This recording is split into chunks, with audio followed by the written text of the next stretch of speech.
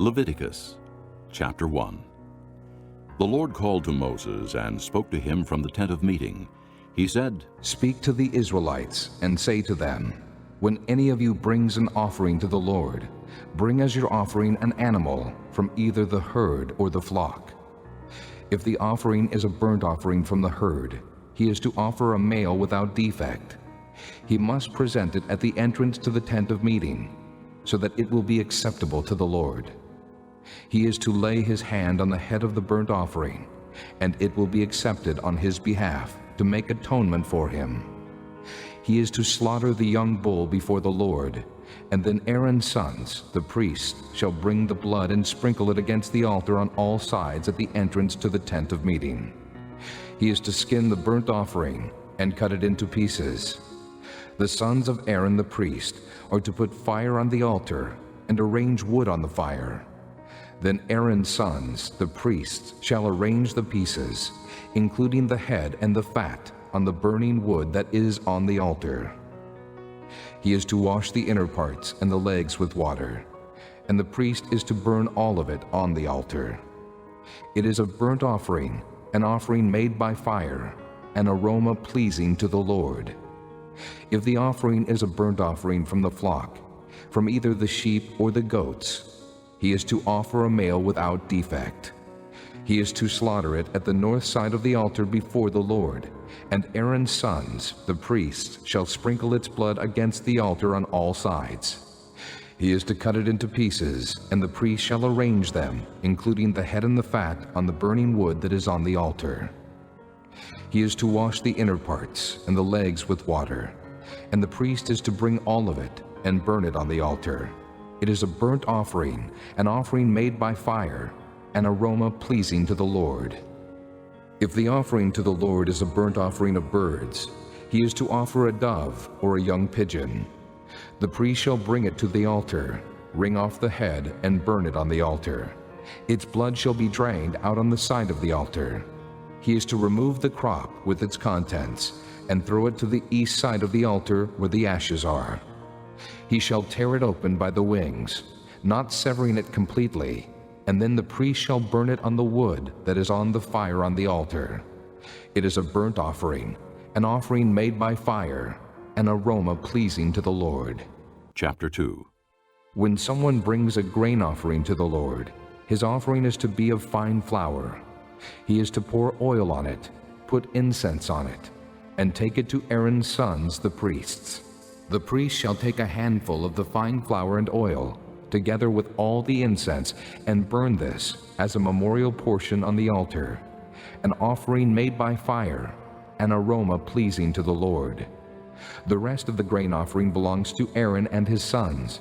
It is a most holy part of the offerings made to the Lord by fire. If you bring a grain offering baked in an oven, it is to consist of fine flour, cakes made without yeast and mixed with oil, or wafers made without yeast and spread with oil. If your grain offering is prepared on a griddle, it is to be made of fine flour mixed with oil and without yeast. Crumble it and pour oil on it. It is a grain offering. If your grain offering is cooked in a pan, it is to be made of fine flour and oil. Bring the grain offering made of these things to the Lord. Present it to the priest, who shall take it to the altar. He shall take out the memorial portion from the grain offering and burn it on the altar, as an offering made by fire, an aroma pleasing to the Lord. The rest of the grain offering belongs to Aaron and his sons. It is a most holy part of the offerings made to the Lord by fire. Every grain offering you bring to the Lord must be made without yeast, for you are not to burn any yeast or honey in an offering made to the Lord by fire. You may bring them to the Lord as an offering of the first fruits, but they are not to be offered on the altar as a pleasing aroma. Season all your grain offerings with salt. Do not leave the salt of the covenant of your God out of your grain offerings. Add salt to all your offerings. If you bring a grain offering of first fruits to the Lord, offer crushed heads of new grain roasted in the fire. Put oil and incense on it. It is a grain offering. The priest shall burn the memorial portion of the crushed grain and the oil together with all the incense as an offering made to the Lord by fire. Chapter 3. If someone's offering is a fellowship offering, and he offers an animal from the herd, whether male or female, he is to present before the Lord an animal without defect. He is to lay his hand on the head of his offering and slaughter it at the entrance to the tent of meeting. Then Aaron's sons, the priests, shall sprinkle the blood against the altar on all sides. From the fellowship offering he is to bring a sacrifice made to the Lord by fire. All the fat that covers the inner parts or is connected to them, both kidneys with the fat on them near the loins, and the covering of the liver, which he will remove with the kidneys. Then Aaron's sons are to burn it on the altar, on top of the burnt offering that is on the burning wood, as an offering made by fire, an aroma pleasing to the Lord. If he offers an animal from the flock as a fellowship offering to the Lord, he is to offer a male or female without defect. If he offers a lamb, he is to present it before the Lord. He is to lay his hand on the head of his offering and slaughter it in front of the tent of meeting. Then Aaron's son shall sprinkle its blood against the altar on all sides. From the fellowship offering he is to bring a sacrifice made to the Lord by fire. Its fat, the entire fat tail cut off close to the backbone, all the fat that covers the inner parts or is connected to them, both kidneys with the fat on them near the loins, and the covering of the liver, which he will remove with the kidneys. The priest shall burn them on the altar as food, an offering made to the Lord by fire. If his offering is a goat, he is to present it before the Lord. He is to lay his hand on its head and slaughter it in front of the tent of meeting. Then Aaron's son shall sprinkle its blood against the altar on all sides. From what he offers, he is to make this offering to the Lord by fire, all the fat that covers the inner parts or is connected to them, both kidneys with the fat on them near the loins, and the covering of the liver, which he will remove with the kidneys. The priest shall burn them on the altar as food, an offering made by fire, a pleasing aroma. All the fat is the Lord's. This is a lasting ordinance for the generations to come. Wherever you live, you must not eat any fat or any blood. Chapter 4. The Lord said to Moses, Say to the Israelites, when anyone sins unintentionally and does what is forbidden in any of the Lord's commands, if the anointed priest sins, bringing guilt on the people, he must bring to the Lord a young bull without defect as a sin offering for the sin he has committed. He is to present the bull at the entrance to the tent of meeting before the Lord. He is to lay his hand on its head and slaughter it before the Lord. Then the anointed priest shall take some of the bull's blood and carry it into the tent of meeting. He is to dip his finger into the blood and sprinkle some of it 7 times before the Lord, in front of the curtain of the sanctuary. The priest shall then put some of the blood on the horns of the altar of fragrant incense that is before the Lord in the tent of meeting. The rest of the bull's blood he shall pour out at the base of the altar of burnt offering at the entrance to the tent of meeting. He shall remove all the fat from the bull of the sin offering, the fat that covers the inner parts or is connected to them, both kidneys with the fat on them near the loins, and the covering of the liver, which he will remove with the kidneys, just as the fat is removed from the ox sacrificed as a fellowship offering. Then the priest shall burn them on the altar of burnt offering. But the hide of the bull and all its flesh, as well as the head and legs, the inner parts and offal, that is all the rest of the bull, he must take outside the camp to a place ceremonially clean, where the ashes are thrown, and burn it in a wood fire on the ash heap. If the whole Israelite community sins unintentionally and does what is forbidden in any of the Lord's commands, even though the community is unaware of the matter, they are guilty. When they become aware of the sin they committed, the assembly must bring a young bull as a sin offering and present it before the tent of meeting. The elders of the community are to lay their hands on the bull's head before the Lord, and the bull shall be slaughtered before the Lord. Then the anointed priest is to take some of the bull's blood into the tent of meeting. He shall dip his finger into the blood and sprinkle it before the Lord 7 times in front of the curtain. He is to put some of the blood on the horns of the altar that is before the Lord in the tent of meeting. The rest of the blood he shall pour out at the base of the altar of burnt offering at the entrance to the tent of meeting. He shall remove all the fat from it, and burn it on the altar, and do with this bull just as he did with the bull for the sin offering. In this way, the priest will make atonement for them, and they will be forgiven. Then he shall take the bull outside the camp and burn it as he burned the first bull. This is the sin offering for the community. When a leader sins unintentionally and does what is forbidden in any of the commands of the Lord his God, he is guilty. When he is made aware of the sin he committed, he must bring as his offering a male goat without defect. He is to lay his hand on the goat's head and slaughter it at the place where the burnt offering is slaughtered before the Lord. It is a sin offering. Then the priest shall take some of the blood of the sin offering with his finger and put it on the horns of the altar of burnt offering and pour out the rest of the blood at the base of the altar. He shall burn all the fat on the altar as he burned the fat of the fellowship offering. In this way, the priest will make atonement for the man's sin, and he will be forgiven. If a member of the community sins unintentionally and does what is forbidden in any of the Lord's commands, he is guilty. When he is made aware of the sin he committed, he must bring as his offering for the sin he committed a female goat without defect. He is to lay his hand on the head of the sin offering and slaughter it at the place of the burnt offering. Then the priest is to take some of the blood with his finger and put it on the horns of the altar of burnt offering, and pour out the rest of the blood at the base of the altar. He shall remove all the fat, just as the fat is removed from the fellowship offering, and the priest shall burn it on the altar as an aroma pleasing to the Lord.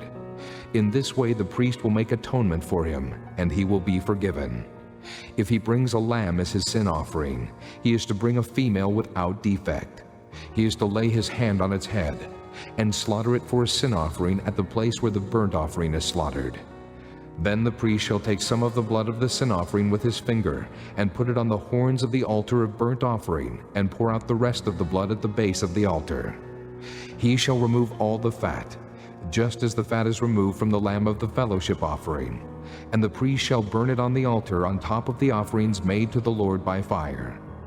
In this way, the priest will make atonement for him for the sin he has committed, and he will be forgiven. Chapter 5. If a person sins because he does not speak up when he hears a public charge to testify regarding something he has seen or learned about, he will be held responsible.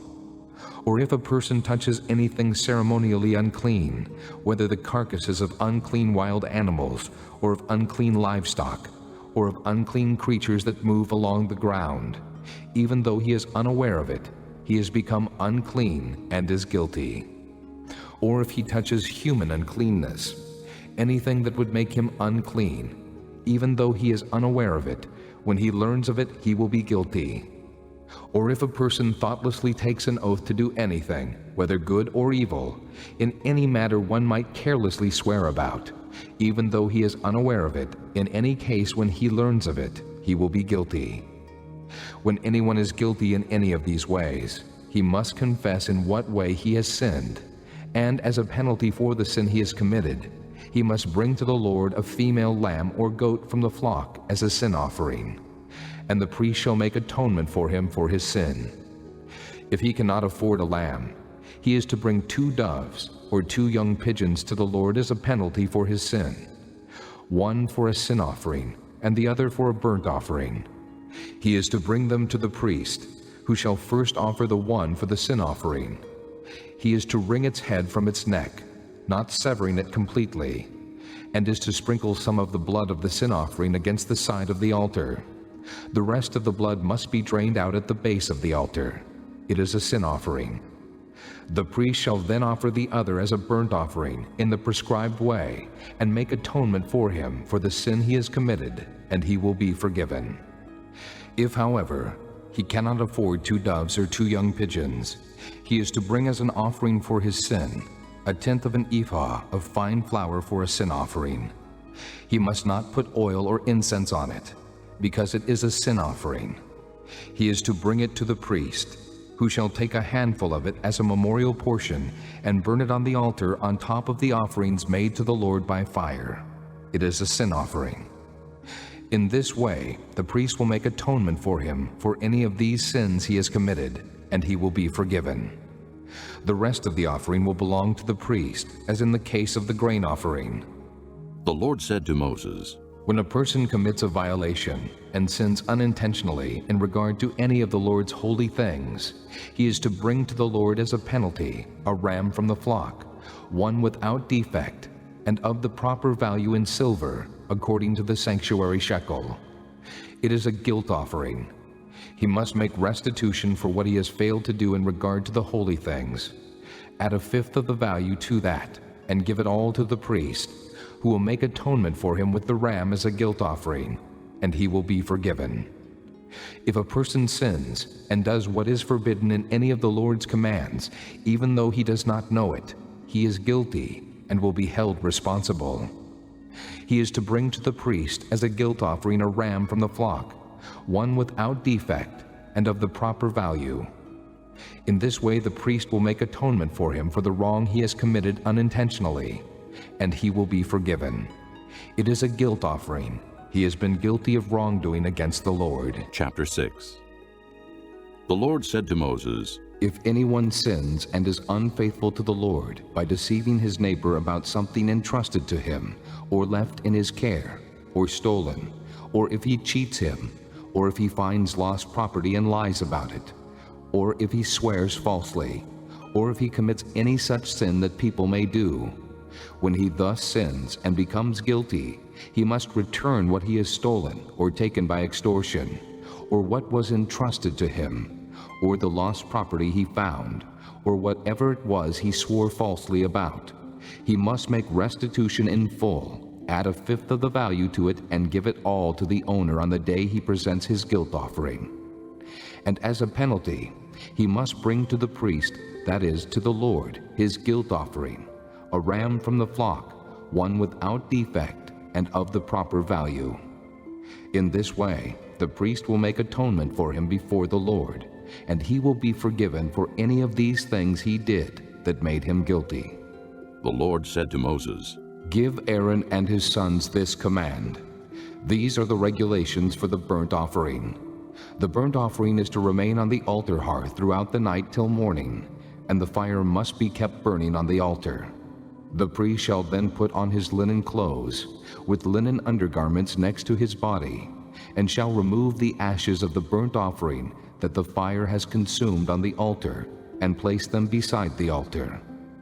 Then he is to take off these clothes and put on others, and carry the ashes outside the camp to a place that is ceremonially clean.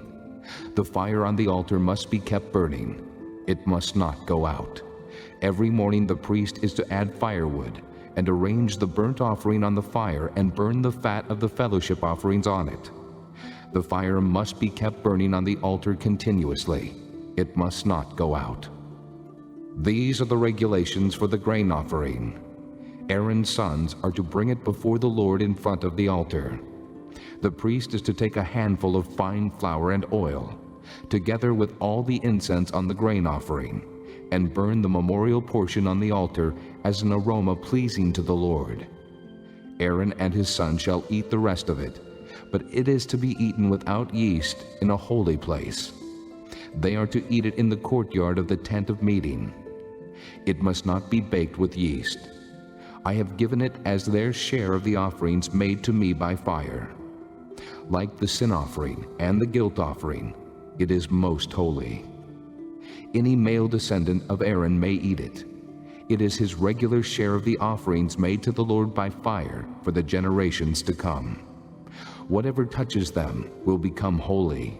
The Lord also said to Moses, This is the offering Aaron and his sons are to bring to the Lord on the day he is anointed.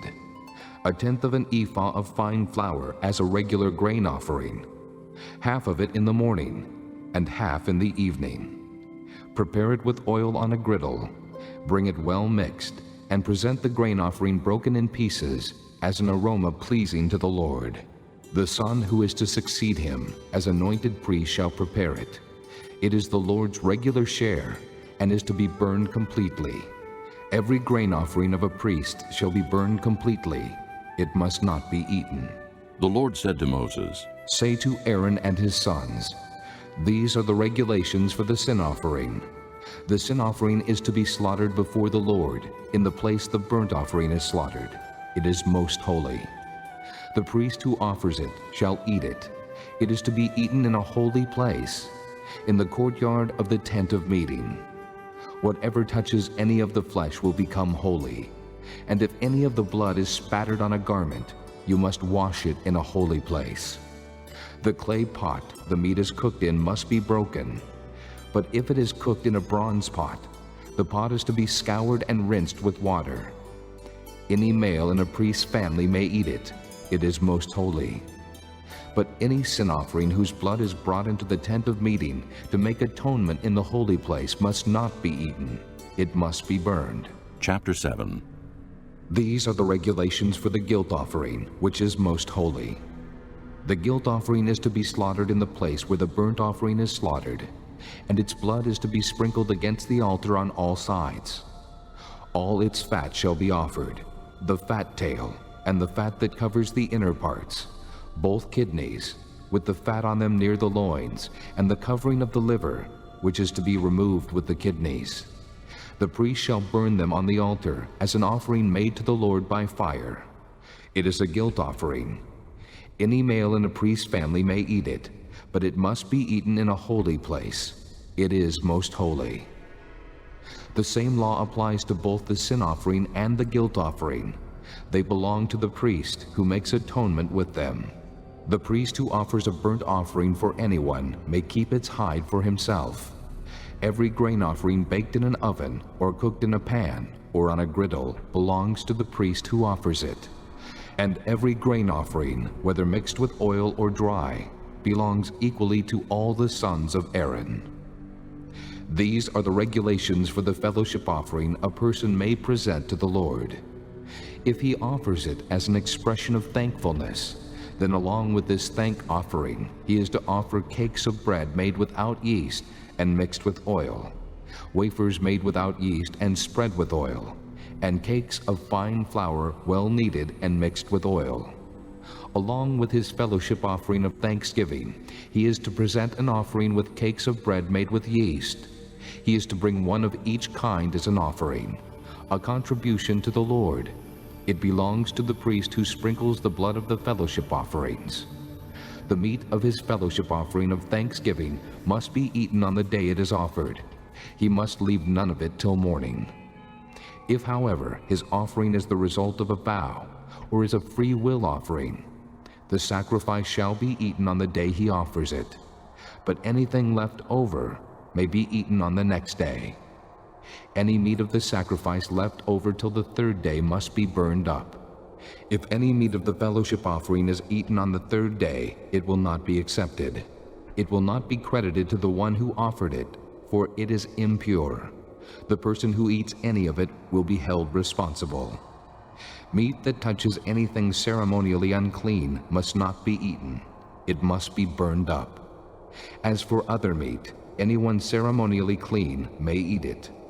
But if anyone who is unclean eats any meat of the fellowship offering belonging to the Lord, that person must be cut off from his people.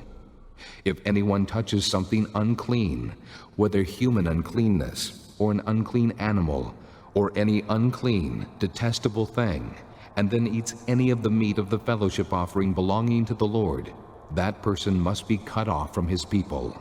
The Lord said to Moses, "Say to the Israelites, do not eat any of the fat of cattle, sheep, or goats.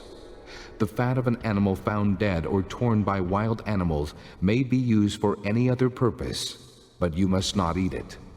Anyone who eats the fat of an animal from which an offering by fire may be made to the Lord must be cut off from his people. And wherever you live, you must not eat the blood of any bird or animal. If anyone eats blood, that person must be cut off from his people." The Lord said to Moses, "Say to the Israelites, anyone who brings a fellowship offering to the Lord is to bring part of it as his sacrifice to the Lord. With his own hands he is to bring the offering made to the Lord by fire. He is to bring the fat, together with the breast, and wave the breast before the Lord as a wave offering. The priest shall burn the fat on the altar, but the breast belongs to Aaron and his sons. You are to give the right thigh of your fellowship offerings to the priest as a contribution. The son of Aaron, who offers the blood and the fat of the fellowship offering, shall have the right thigh as his share. From the fellowship offerings of the Israelites, I have taken the breast that is waved, and the thigh that is presented, and have given them to Aaron the priest and his sons, as their regular share from the Israelites. This is the portion of the offerings made to the Lord by fire that were allotted to Aaron and his sons on the day they were presented to serve the Lord as priests. On the day they were anointed, the Lord commanded that the Israelites give this to them as their regular share for the generations to come. These, then, are the regulations for the burnt offering, the grain offering, the sin offering, the guilt offering, the ordination offering, and the fellowship offering, which the Lord gave Moses on Mount Sinai on the day he commanded the Israelites to bring their offerings to the Lord in the desert of Sinai. Chapter 8. The Lord said to Moses, Bring Aaron and his sons, their garments, the anointing oil, the bull for the sin offering, the 2 rams and the basket containing bread made without yeast, and gather the entire assembly at the entrance to the tent of meeting. Moses did as the Lord commanded him, and the assembly gathered at the entrance to the tent of meeting. Moses said to the assembly, This is what the Lord has commanded to be done. Then Moses brought Aaron and his sons forward and washed them with water. He put the tunic on Aaron, tied the sash around him, clothed him with the robe, and put the ephod on him. He also tied the ephod to him by its skillfully woven waistband, so it was fastened on him. He placed the breastpiece on him and put the Urim and Thummim in the breastpiece. Then he placed the turban on Aaron's head and set the gold plate, the sacred diadem, on the front of it, as the Lord commanded Moses. Then Moses took the anointing oil and anointed the tabernacle and everything in it, and so consecrated them. He sprinkled some of the oil on the altar 7 times, anointing the altar and all its utensils and the basin with its stand, to consecrate them. He poured some of the anointing oil on Aaron's head and anointed him to consecrate him. Then he brought Aaron's sons forward, put tunics on them, tied sashes around them, and put headbands on them, as the Lord commanded Moses. He then presented the bull for the sin offering, and Aaron and his sons laid their hands on its head. Moses slaughtered the bull and took some of the blood, and with his finger he put it on all the horns of the altar to purify the altar. He poured out the rest of the blood at the base of the altar. So he consecrated it to make atonement for it. Moses also took all the fat around the inner parts, the covering of the liver and both kidneys and their fat, and burned it on the altar. But the bull with its hide and its flesh and its offal he burned up outside the camp, as the Lord commanded Moses. He then presented the ram for the burnt offering, and Aaron and his sons laid their hands on its head. Then Moses slaughtered the ram and sprinkled the blood against the altar on all sides. He cut the ram into pieces and burned the head, the pieces, and the fat. He washed the inner parts and the legs with water, and burned the whole ram on the altar as a burnt offering, a pleasing aroma, an offering made to the Lord by fire, as the Lord commanded Moses. He then presented the other ram, the ram for the ordination, and Aaron and his sons laid their hands on its head. Moses slaughtered the ram and took some of its blood and put it on the lobe of Aaron's right ear, on the thumb of his right hand, and on the big toe of his right foot. Moses also brought Aaron's sons forward and put some of the blood on the lobes of their right ears, on the thumbs of their right hands, and on the big toes of their right feet. Then he sprinkled blood against the altar on all sides. He took the fat tail, all the fat around the inner parts, the covering of the liver, both kidneys and their fat, and the right thigh. Then from the basket of bread made without yeast, which was before the Lord, he took a cake of bread, and one made with oil, and a wafer. He put these on the fat portions and on the right thigh. He put all these in the hands of Aaron and his sons, and waved them before the Lord as a wave offering. Then Moses took them from their hands, and burned them on the altar on top of the burnt offering as an ordination offering, a pleasing aroma, an offering made to the Lord by fire. He also took the breast, Moses' share of the ordination ram, and waved it before the Lord as a wave offering, as the Lord commanded Moses. Then Moses took some of the anointing oil and some of the blood from the altar, and sprinkled them on Aaron and his garments, and on his sons and their garments. So he consecrated Aaron and his garments, and his sons and their garments. Moses then said to Aaron and his sons, Cook the meat at the entrance to the tent of meeting, and eat it there with the bread from the basket of ordination offerings, as I commanded, saying, Aaron and his sons are to eat it. Then burn up the rest of the meat and the bread. Do not leave the entrance to the tent of meeting for 7 days, until the days of your ordination are completed, for your ordination will last 7 days. What has been done today was commanded by the Lord to make atonement for you. You must stay at the entrance to the tent of meeting day and night for 7 days, and do what the Lord requires, so you will not die. For that is what I have been commanded. So Aaron and his sons did everything the Lord commanded through Moses. Chapter 9. On the 8th day, Moses summoned Aaron and his sons and the elders of Israel. He said to Aaron, Take a bull calf for your sin offering, and a ram for your burnt offering, both without defect, and present them before the Lord. Then say to the Israelites, Take a male goat for a sin offering, a calf and a lamb, both a year old and without defect, for a burnt offering, and an ox and a ram for a fellowship offering, to sacrifice before the Lord, together with a grain offering mixed with oil. For today the Lord will appear to you. They took the things Moses commanded to the front of the tent of meeting, and the entire assembly came near and stood before the Lord. Then Moses said, This is what the Lord has commanded you to do, so that the glory of the Lord may appear to you. Moses said to Aaron, Come to the altar and sacrifice your sin offering and your burnt offering, and make atonement for yourself and the people. Sacrifice the offering that is for the people, and make atonement for them, as the Lord has commanded. So Aaron came to the altar and slaughtered the calf as a sin offering for himself.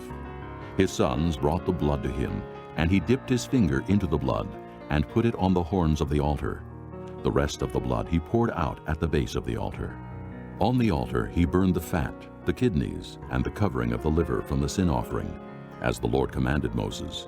The flesh and the hide he burned up outside the camp. Then he slaughtered the burnt offering. His sons handed him the blood, and he sprinkled it against the altar on all sides. They handed him the burnt offering piece by piece, including the head, and he burned them on the altar. He washed the inner parts and the legs and burned them on top of the burnt offering on the altar. Aaron then brought the offering that was for the people. He took the goat for the people's sin offering and slaughtered it and offered it for a sin offering as he did with the first one. He brought the burnt offering and offered it in the prescribed way. He also brought the grain offering, took a handful of it, and burned it on the altar, in addition to the morning's burnt offering. He slaughtered the ox and the ram as the fellowship offering for the people. His sons handed him the blood, and he sprinkled it against the altar on all sides. But the fat portions of the ox and the ram, the fat tail, the layer of fat, the kidneys, and the covering of the liver, these they laid on the breasts, and then Aaron burned the fat on the altar. Aaron waved the breasts and the right thigh before the Lord as a wave offering, as Moses commanded. Then Aaron lifted his hands toward the people and blessed them. And having sacrificed the sin offering, the burnt offering, and the fellowship offering, he stepped down. Moses and Aaron then went into the tent of meeting. When they came out, they blessed the people, and the glory of the Lord appeared to all the people. Fire came out from the presence of the Lord and consumed the burnt offering and the fat portions on the altar. And when all the people saw it, they shouted for joy and fell face down.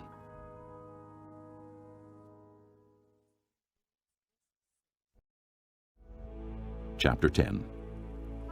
Aaron's sons, Nadab and Abihu, took their censers, put fire in them, and added incense. And they offered unauthorized fire before the Lord, contrary to his command. So fire came out from the presence of the Lord and consumed them, and they died before the Lord. Moses then said to Aaron, This is what the Lord spoke of when he said, Among those who approach me, I will show myself holy. In the sight of all the people, I will be honored." Aaron remained silent. Moses summoned Mishael and Elzaphan, sons of Aaron's uncle Uzziel, and said to them, "Come here. Carry your cousins outside the camp, away from the front of the sanctuary." So they came and carried them, still in their tunics, outside the camp, as Moses ordered. Then Moses said to Aaron and his sons Eleazar and Ithamar, "Do not let your hair become unkempt, and do not tear your clothes, or you will die, and the Lord will be angry with the whole community. But your relatives, all the house of Israel, may mourn for those the Lord has destroyed by fire. Do not leave the entrance to the tent of meeting, or you will die, because the Lord's anointing oil is on you." So they did as Moses said. Then the Lord said to Aaron, You and your sons are not to drink wine or other fermented drink whenever you go into the tent of meeting, or you will die. This is a lasting ordinance for the generations to come. You must distinguish between the holy and the common, between the unclean and the clean, and you must teach the Israelites all the decrees the Lord has given them through Moses. Moses said to Aaron and his remaining sons, Eleazar and Ithamar, "Take the grain offering left over from the offerings made to the Lord by fire, and eat it, prepared without yeast, beside the altar, for it is most holy. Eat it in a holy place, because it is your share and your son's share of the offerings made to the Lord by fire, for so I have been commanded. But you and your sons and your daughters may eat the breast that was waved and the thigh that was presented. Eat them in a ceremonially clean place. They have been given to you and your children as your share of the Israelites' fellowship offerings. The thigh that was presented and the breast that was waved must be brought with the fat portions of the offerings made by fire, to be waved before the Lord as a wave offering. This will be the regular share for you and your children, as the Lord has commanded." When Moses inquired about the goat of the sin offering and found that it had been burned up, he was angry with Eleazar and Ithamar, Aaron's remaining sons, and asked, "Why didn't you eat the sin offering in the sanctuary area? It is most holy. It was given to you to take away the guilt of the community by making atonement for them before the Lord. Since its blood was not taken into the holy place, you should have eaten the goat in the sanctuary area, as I commanded." Aaron replied to Moses, Today they sacrificed their sin offering and their burnt offering before the Lord. But such things as this have happened to me. Would the Lord have been pleased if I had eaten the sin offering today? When Moses heard this, he was satisfied. Chapter 11. The Lord said to Moses and Aaron, Say to the Israelites, of all the animals that live on land, these are the ones you may eat. You may eat any animal that has a split hoof, completely divided, and that chews the cud. There are some that only chew the cud, or only have a split hoof, but you must not eat them. The camel, though it chews the cud, does not have a split hoof. It is ceremonially unclean for you. The coney, though it chews the cud, does not have a split hoof. It is unclean for you. The rabbit, though it chews the cud, does not have a split hoof. It is unclean for you. And the pig, though it has a split hoof completely divided, does not chew the cud. It is unclean for you. You must not eat their meat or touch their carcasses. They are unclean for you. Of all the creatures living in the water of the seas and the streams, you may eat any that have fins and scales. But all creatures in the seas or streams that do not have fins and scales, whether among all the swarming things or among all the other living creatures in the water, you are to detest. And since you are to detest them, you must not eat their meat, and you must detest their carcasses. Anything living in the water that does not have fins and scales is to be detestable to you.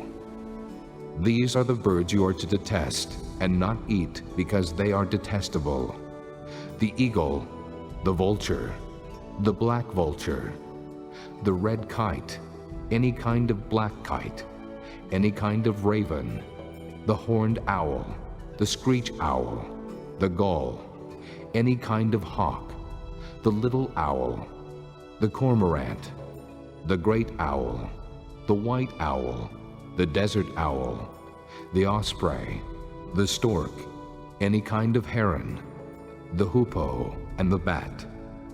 All flying insects that walk on all fours are to be detestable to you.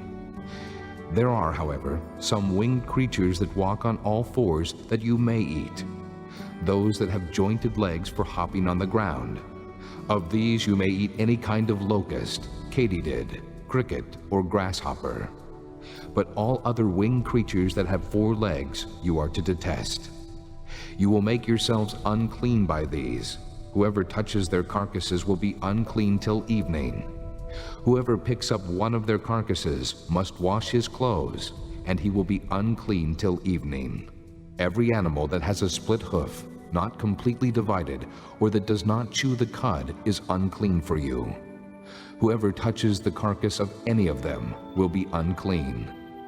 Of all the animals that walk on all fours, those that walk on their paws are unclean for you.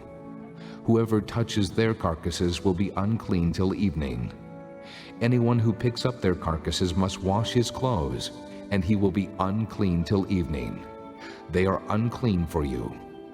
Of the animals that move about on the ground, these are unclean for you: the weasel, the rat, any kind of great lizard, the gecko, the monitor lizard, the wall lizard, the skink, and the chameleon.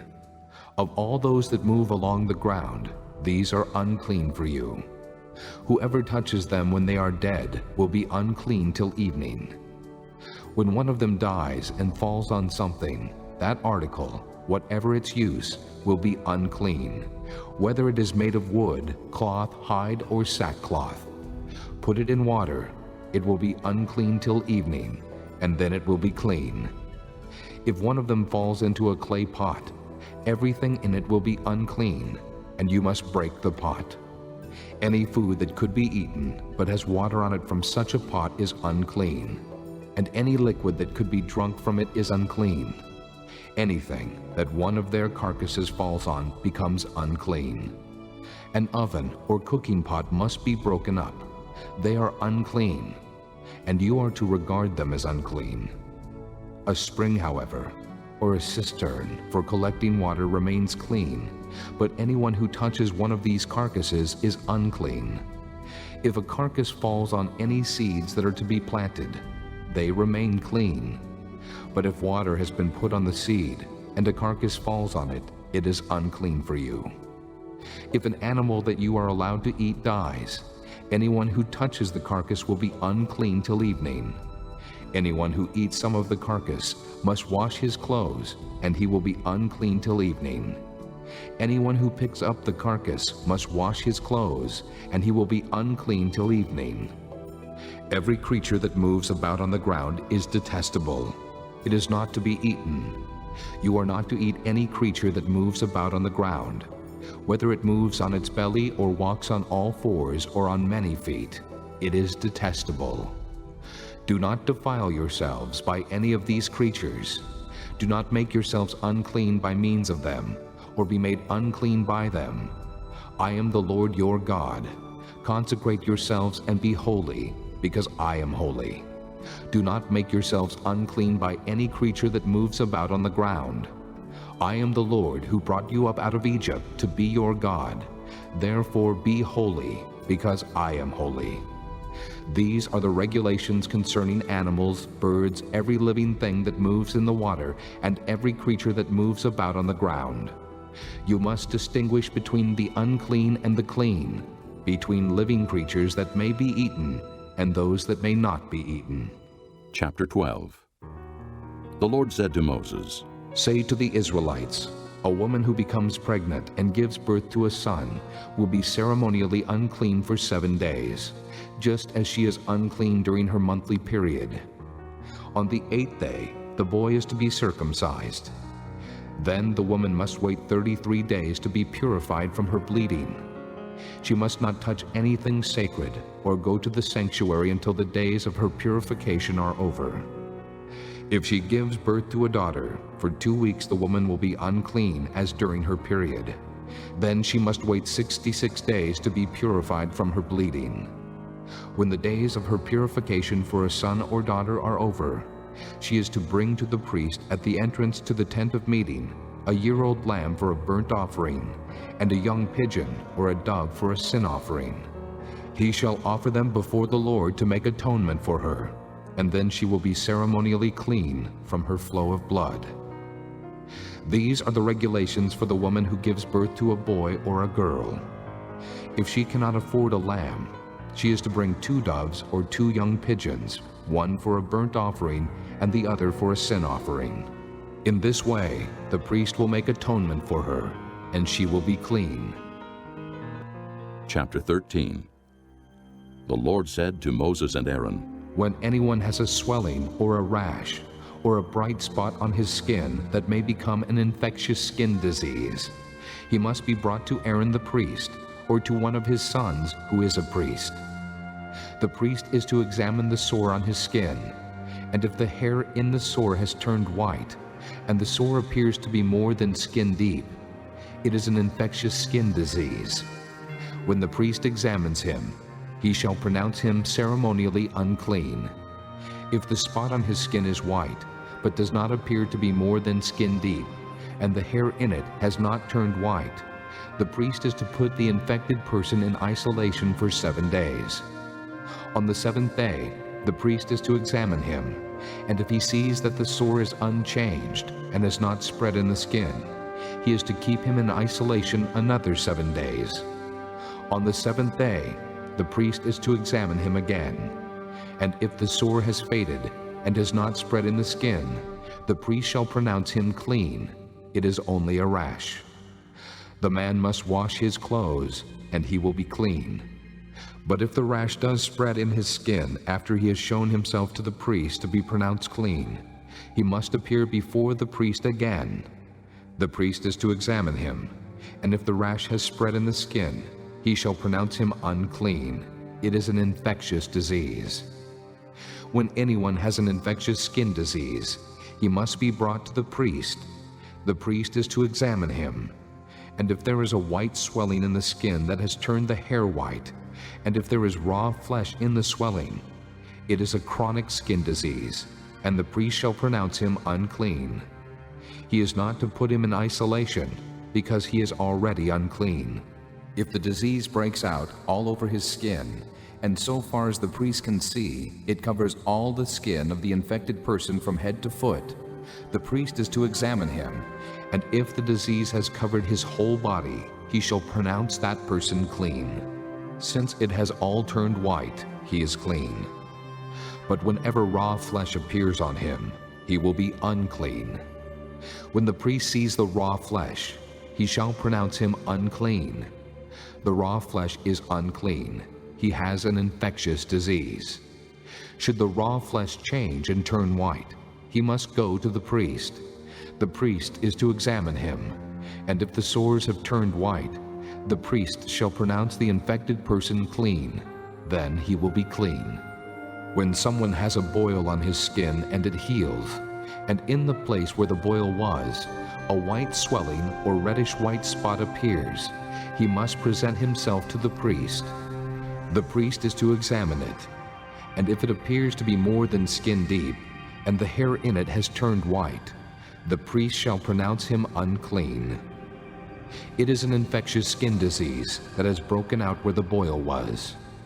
But if, when the priest examines it, there is no white hair in it, and it is not more than skin deep and has faded, then the priest is to put him in isolation for 7 days. If it is spreading in the skin, the priest shall pronounce him unclean. It is infectious. But if the spot is unchanged and has not spread, it is only a scar from the boil, and the priest shall pronounce him clean. When someone has a burn on his skin, and a reddish white or white spot appears in the raw flesh of the burn, The priest is to examine the spot, and if the hair in it has turned white, and it appears to be more than skin deep, it is an infectious disease that has broken out in the burn. The priest shall pronounce him unclean. It is an infectious skin disease. But if the priest examines it, and there is no white hair in the spot, and if it is not more than skin deep and has faded, then the priest is to put him in isolation for 7 days. On the 7th day the priest is to examine him, and if it is spreading in the skin, the priest shall pronounce him unclean. It is an infectious skin disease. If, however, the spot is unchanged and has not spread in the skin, but has faded, it is a swelling from the burn, and the priest shall pronounce him clean. It is only a scar from the burn. If a man or woman has a sore on the head or on the chin, the priest is to examine the sore.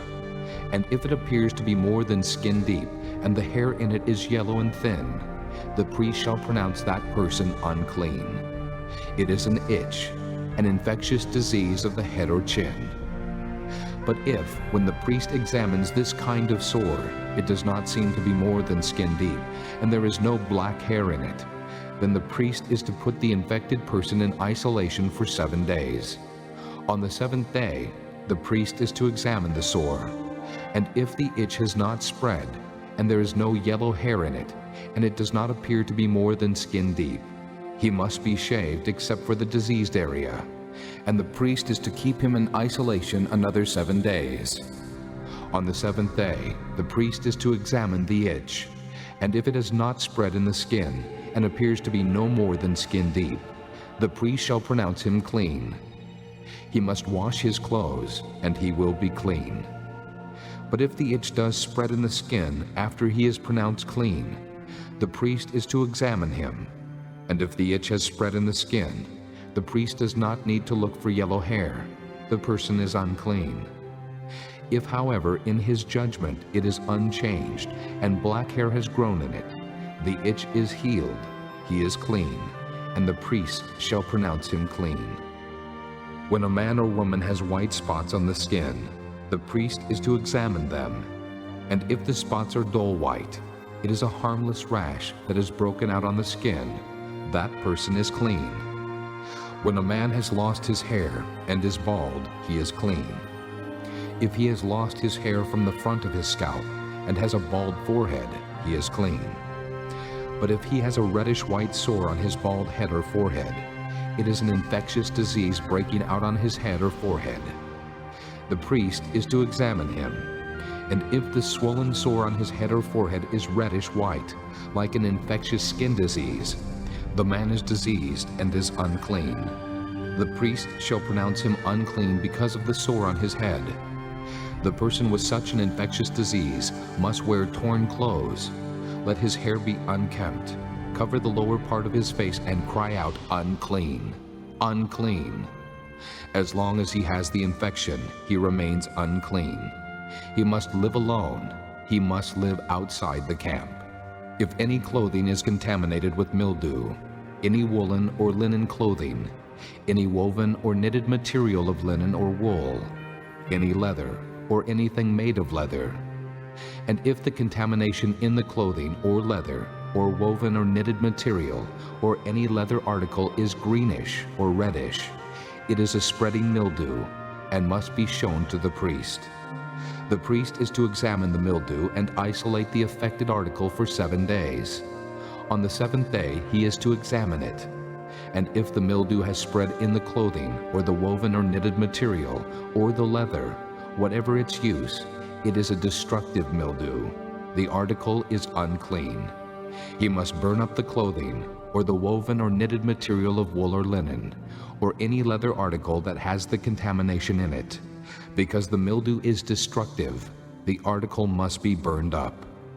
But if, when the priest examines it, the mildew has not spread in the clothing, or the woven or knitted material, or the leather article, he shall order that the contaminated article be washed. Then he is to isolate it for another 7 days. After the affected article has been washed, the priest is to examine it, and if the mildew has not changed its appearance, even though it has not spread, it is unclean. burn it with fire, whether the mildew has affected one side or the other. If, when the priest examines it, the mildew has faded after the article has been washed, he is to tear the contaminated part out of the clothing, or the leather, or the woven or knitted material. But if it reappears in the clothing, or in the woven or knitted material, or in the leather article, it is spreading, and whatever has the mildew must be burned with fire. The clothing, or the woven or knitted material, or any leather article that has been washed and is rid of the mildew, must be washed again, and it will be clean. These are the regulations concerning contamination by mildew in woolen or linen clothing, woven or knitted material, or any leather article, for pronouncing them clean or unclean. Chapter 14. The Lord said to Moses, These are the regulations for the diseased person at the time of his ceremonial cleansing when he is brought to the priest. The priest is to go outside the camp and examine him. If the person has been healed of his infectious skin disease, the priest shall order that 2 live clean birds and some cedar wood, scarlet yarn and hyssop be brought for the one to be cleansed. Then the priest shall order that one of the birds be killed over fresh water in a clay pot. He is then to take the live bird and dip it, together with the cedar wood, the scarlet yarn, and the hyssop, into the blood of the bird that was killed over the fresh water. 7 times he shall sprinkle the one to be cleansed of the infectious disease, and pronounce him clean. Then he is to release the live bird in the open fields. The person to be cleansed must wash his clothes, shave off all his hair, and bathe with water. Then he will be ceremonially clean. After this, he may come into the camp, but he must stay outside his tent for 7 days. On the 7th day, he must shave off all his hair. He must shave his head, his beard, his eyebrows, and the rest of his hair. He must wash his clothes and bathe himself with water, and he will be clean. On the 8th day, he must bring 2 male lambs and 1 ewe lamb, a year old, each without defect, along with 3/10 of an ephah of fine flour mixed with oil for a grain offering, and 1 log of oil. The priest who pronounces him clean shall present both the one to be cleansed and his offerings before the Lord at the entrance to the tent of meeting. Then the priest is to take one of the male lambs and offer it as a guilt offering, along with the log of oil. He shall wave them before the Lord as a wave offering. He is to slaughter the lamb in the holy place, where the sin offering and the burnt offering are slaughtered. Like the sin offering, the guilt offering belongs to the priest. It is most holy. The priest is to take some of the blood of the guilt offering and put it on the lobe of the right ear of the one to be cleansed, on the thumb of his right hand, and on the big toe of his right foot. The priest shall then take some of the log of oil, pour it in the palm of his own left hand, dip his right forefinger into the oil in his palm, and with his finger sprinkle some of it before the Lord 7 times. The priest is to put some of the oil remaining in his palm on the lobe of the right ear of the one to be cleansed, on the thumb of his right hand, and on the big toe of his right foot, on top of the blood of the guilt offering. The rest of the oil in his palm the priest shall put on the head of the one to be cleansed, and make atonement for him before the Lord.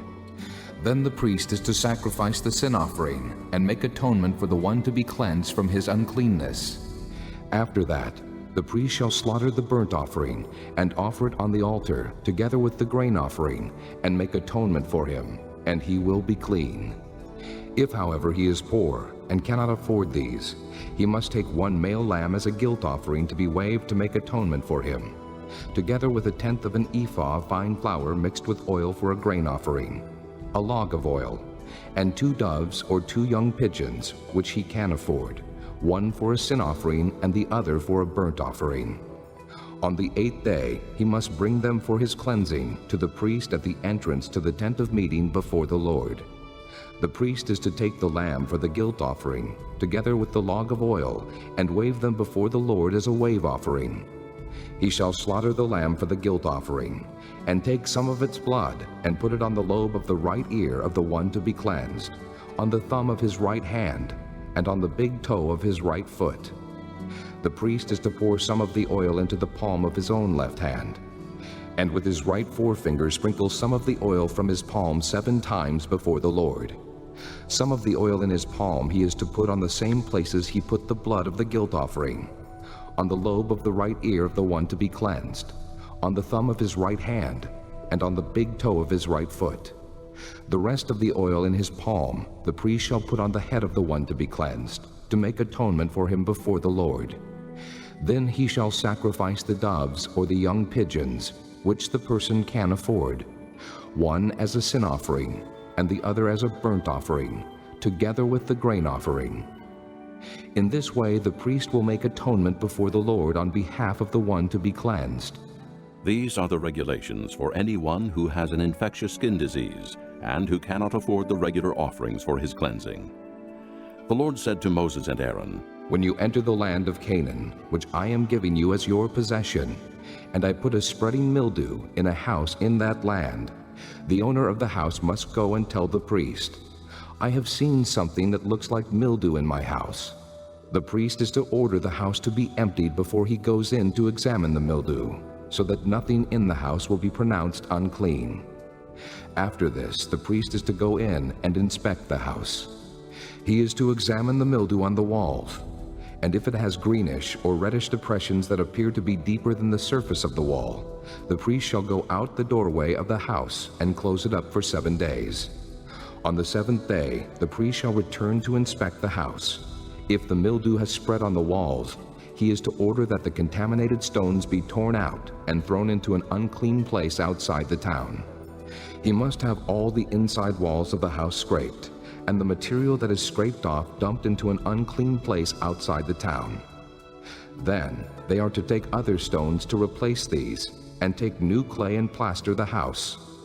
If the mildew reappears in the house after the stones have been torn out and the house scraped and plastered, the priest is to go and examine it, and if the mildew has spread in the house, it is a destructive mildew.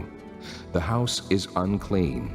It must be torn down, its stones, timbers, and all the plaster, and taken out of the town to an unclean place. Anyone who goes into the house while it is closed up will be unclean till evening. Anyone who sleeps or eats in the house must wash his clothes. But if the priest comes to examine it, and the mildew has not spread after the house has been plastered, he shall pronounce the house clean, because the mildew is gone. To purify the house, he is to take 2 birds and some cedar wood, scarlet yarn, and hyssop. He shall kill one of the birds over fresh water in a clay pot. Then he is to take the cedar wood, the hyssop, the scarlet yarn, and the live bird, dip them into the blood of the dead bird and the fresh water, and sprinkle the house 7 times. He shall purify the house with the bird's blood, the fresh water, the live bird, the cedar wood, the hyssop, and the scarlet yarn. Then he is to release the live bird in the open fields outside the town. In this way he will make atonement for the house, and it will be clean. These are the regulations for any infectious skin disease, for an itch, for mildew in clothing or in a house, and for a swelling, a rash, or a bright spot, to determine when something is clean or unclean. These are the regulations for infectious skin diseases and mildew. Chapter 15. The Lord said to Moses and Aaron, Speak to the Israelites and say to them, When any man has a bodily discharge, the discharge is unclean. Whether it continues flowing from his body or is blocked, it will make him unclean. This is how his discharge will bring about uncleanness. Any bed the man with a discharge lies on will be unclean, and anything he sits on will be unclean. Anyone who touches his bed must wash his clothes and bathe with water, and he will be unclean till evening. Whoever sits on anything that the man with the discharge sat on must wash his clothes and bathe with water, and he will be unclean till evening. Whoever touches the man who has a discharge must wash his clothes and bathe with water, and he will be unclean till evening. If the man with the discharge spits on someone who is clean, that person must wash his clothes and bathe with water, and he will be unclean till evening. Everything the man sits on when riding will be unclean, and whoever touches any of the things that were under him will be unclean till evening. Whoever picks up those things must wash his clothes and bathe with water, and he will be unclean till evening. Anyone the man with a discharge touches without rinsing his hands with water must wash his clothes and bathe with water, and he will be unclean till evening. A clay pot that the man touches must be broken, and any wooden article is to be rinsed with water.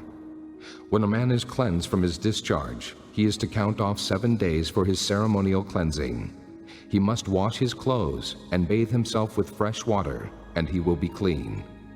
On the 8th day, he must take 2 doves or 2 young pigeons and come before the Lord to the entrance to the tent of meeting and give them to the priest. The priest is to sacrifice them, the one for a sin offering and the other for a burnt offering. In this way, he will make atonement before the Lord for the man because of his discharge. When a man has an emission of semen, he must bathe his whole body with water, and he will be unclean till evening. Any clothing or leather that has semen on it must be washed with water, and it will be unclean till evening. When a man lies with a woman, and there is an emission of semen, both must bathe with water, and they will be unclean till evening. When a woman has her regular flow of blood, the impurity of her monthly period will last 7 days, and anyone who touches her will be unclean till evening. Anything she lies on during her period will be unclean, and anything she sits on will be unclean. Whoever touches her bed must wash his clothes and bathe with water, and he will be unclean till evening. Whoever touches anything she sits on must wash his clothes and bathe with water, and he will be unclean till evening. Whether it is the bed or anything she was sitting on, when anyone touches it, he will be unclean till evening. If a man lies with her and her monthly flow touches him, he will be unclean for 7 days. Any bed he lies on will be unclean.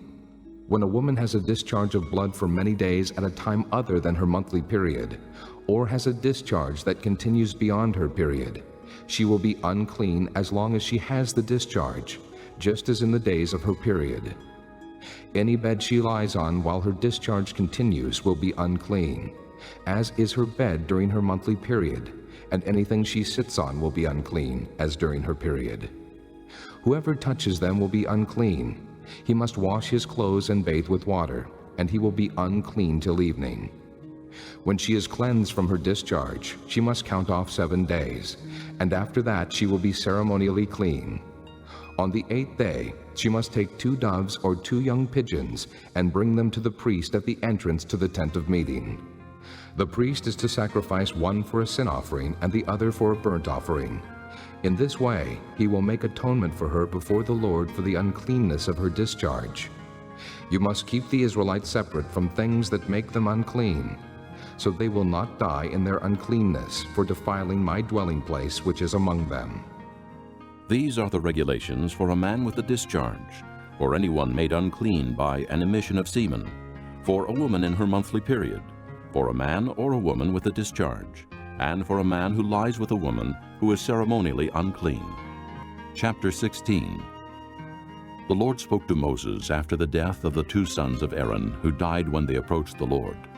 The Lord said to Moses, Tell your brother Aaron not to come whenever he chooses into the most holy place behind the curtain in front of the atonement cover on the ark, or else he will die, because I appear in the cloud over the atonement cover.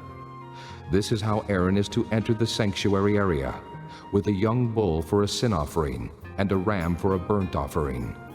He is to put on the sacred linen tunic with linen undergarments next to his body. He is to tie the linen sash around him and put on the linen turban. These are sacred garments, so he must bathe himself with water before he puts them on. From the Israelite community, he is to take 2 male goats for a sin offering and a ram for a burnt offering. Aaron is to offer the bull for his own sin offering to make atonement for himself and his household. Then he is to take the 2 goats and present them before the Lord at the entrance to the tent of meeting. He is to cast lots for the 2 goats, one lot for the Lord and the other for the scapegoat. Aaron shall bring the goat whose lot falls to the Lord and sacrifice it for a sin offering. But the goat chosen by lot as the scapegoat shall be presented alive before the Lord to be used for making atonement by sending it into the desert as a scapegoat. Aaron shall bring the bull for his own sin offering to make atonement for himself and his household. and he is to slaughter the bull for his own sin offering. He is to take a censer full of burning coals from the altar before the Lord, and 2 handfuls of finely ground fragrant incense, and take them behind the curtain. He is to put the incense on the fire before the Lord, and the smoke of the incense will conceal the atonement cover above the testimony, so that he will not die. He is to take some of the bull's blood, and with his finger sprinkle it on the front of the atonement cover. Then he shall sprinkle some of it with his finger 7 times before the atonement cover. He shall then slaughter the goat for the sin offering for the people, and take its blood behind the curtain, and do with it as he did with the bull's blood. He shall sprinkle it on the atonement cover and in front of it. In this way, he will make atonement for the most holy place, because of the uncleanness and rebellion of the Israelites, whatever their sins have been. He is to do the same for the tent of meeting, which is among them in the midst of their uncleanness. No one is to be in the tent of meeting from the time Aaron goes in to make atonement in the most holy place until he comes out, having made atonement for himself, his household, and the whole community of Israel. Then he shall come out to the altar that is before the Lord and make atonement for it. He shall take some of the bull's blood and some of the goat's blood, and put it on all the horns of the altar. He shall sprinkle some of the blood on it with his finger 7 times to cleanse it, and to consecrate it from the uncleanness of the Israelites. When Aaron has finished making atonement for the most holy place, the tent of meeting, and the altar, he shall bring forward the live goat. He is to lay both hands on the head of the live goat, and confess over it all the wickedness and rebellion of the Israelites, all their sins, and put them on the goat's head. He shall send the goat away into the desert in the care of a man appointed for the task. The goat will carry on itself all their sins to a solitary place, and the man shall release it in the desert. Then Aaron is to go into the tent of meeting, and take off the linen garments he put on before he entered the most holy place, and he is to leave them there. He shall bathe himself with water in a holy place, and put on his regular garments. Then he shall come out and sacrifice the burnt offering for himself and the burnt offering for the people, to make atonement for himself and for the people. He shall also burn the fat of the sin offering on the altar. The man who releases the goat as a scapegoat must wash his clothes and bathe himself with water. Afterward, he may come into the camp. The bull and the goat for the sin offerings, whose blood was brought into the most holy place to make atonement, must be taken outside the camp. Their hides, flesh, and offal are to be burned up. The man who burns them must wash his clothes and bathe himself with water. Afterward, he may come into the camp. This is to be a lasting ordinance for you. On the 10th day of the 7th month, you must deny yourselves and not do any work, whether native-born or an alien living among you, because on this day atonement will be made for you, to cleanse you. Then, before the Lord, you will be clean from all your sins. It is a Sabbath of rest, and you must deny yourselves. It is a lasting ordinance. The priest who is anointed and ordained to succeed his father as high priest is to make atonement. He is to put on the sacred linen garments and make atonement for the most holy place, for the tent of meeting, and the altar, and for the priests and all the people of the community. This is to be a lasting ordinance for you. Atonement is to be made once a year for all the sins of the Israelites. And it was done, as the Lord commanded Moses. Chapter 17. The Lord said to Moses, Speak to Aaron and his sons, and to all the Israelites, and say to them, This is what the Lord has commanded. Any Israelite who sacrifices an ox, a lamb, or a goat in the camp or outside of it, instead of bringing it to the entrance to the tent of meeting, to present it as an offering to the Lord in front of the tabernacle of the Lord, that man shall be considered guilty of bloodshed. He has shed blood and must be cut off from his people. This is so the Israelites will bring to the Lord the sacrifices they are now making in the open fields. They must bring them to the priest, that is, to the Lord, at the entrance to the tent of meeting, and sacrifice them as fellowship offerings. The priest is to sprinkle the blood against the altar of the Lord at the entrance to the tent of meeting, and burn the fat as an aroma pleasing to the Lord. They must no longer offer any of their sacrifices to the goat idols to whom they prostitute themselves. This is to be a lasting ordinance for them and for the generations to come. Say to them, any Israelite or any alien living among them who offers a burnt offering or sacrifice and does not bring it to the entrance to the tent of meeting to sacrifice it to the Lord, that man must be cut off from his people. Any Israelite or any alien living among them who eats any blood, I will set my face against that person who eats blood and will cut him off from his people. For the life of a creature is in the blood, and I have given it to you to make atonement for yourselves on the altar. It is the blood that makes atonement for one's life. Therefore I say to the Israelites, none of you may eat blood, nor may an alien living among you eat blood. Any Israelite or any alien living among you who hunts any animal or bird that may be eaten must drain out the blood and cover it with earth, because the life of every creature is its blood. That is why I have said to the Israelites, you must not eat the blood of any creature, because the life of every creature is its blood. Anyone who eats it must be cut off. Anyone, whether native-born or alien, who eats anything found dead or torn by wild animals, must wash his clothes and bathe with water, and he will be ceremonially unclean till evening. Then he will be clean. But if he does not wash his clothes and bathe himself, he will be held responsible. Chapter 18. The Lord said to Moses, Speak to the Israelites and say to them, I am the Lord your God. You must not do as they do in Egypt, where you used to live, and you must not do as they do in the land of Canaan, where I am bringing you. Do not follow their practices. You must obey my laws and be careful to follow my decrees. I am the Lord your God. Keep my decrees and laws, for the man who obeys them will live by them. I am the Lord. No one is to approach any close relative to have sexual relations. I am the Lord. Do not dishonor your father by having sexual relations with your mother. She is your mother. Do not have relations with her. Do not have sexual relations with your father's wife. That would dishonor your father. Do not have sexual relations with your sister, either your father's daughter or your mother's daughter, whether she was born in the same home or elsewhere. Do not have sexual relations with your son's daughter or your daughter's daughter. That would dishonor you. Do not have sexual relations with the daughter of your father's wife, born to your father. She is your sister. Do not have sexual relations with your father's sister. She is your father's close relative. Do not have sexual relations with your mother's sister, because she is your mother's close relative. Do not dishonor your father's brother by approaching his wife to have sexual relations. She is your aunt. Do not have sexual relations with your daughter-in-law. She is your son's wife. Do not have relations with her. Do not have sexual relations with your brother's wife. That would dishonor your brother. Do not have sexual relations with both a woman and her daughter. Do not have sexual relations with either her son's daughter or her daughter's daughter. They are her close relatives. That is wickedness. Do not take your wife's sister as a rival wife and have sexual relations with her while your wife is living. Do not approach a woman to have sexual relations during the uncleanness of her monthly period. Do not have sexual relations with your neighbor's wife and defile yourself with her. Do not give any of your children to be sacrificed to Molech, for you must not profane the name of your God.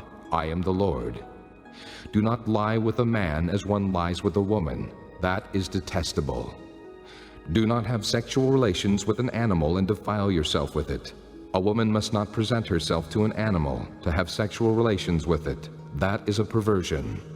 Do not defile yourselves in any of these ways, because this is how the nations that I am going to drive out before you became defiled. Even the land was defiled, so I punished it for its sin, and the land vomited out its inhabitants. But you must keep my decrees and my laws. The native-born and the aliens living among you must not do any of these detestable things, for all these things were done by the people who lived in the land before you, and the land became defiled. And if you defile the land, it will vomit you out as it vomited out the nations that were before you. Everyone who does any of these detestable things, such persons must be cut off from their people. Keep my requirements, and do not follow any of the detestable customs that were practiced before you came, and do not defile yourselves with them. I am the Lord your God. Chapter 19. The Lord said to Moses, Speak to the entire assembly of Israel, and say to them, Be holy, because I, the Lord your God, am holy. Each of you must respect his mother and father, and you must observe my Sabbaths. I am the Lord your God.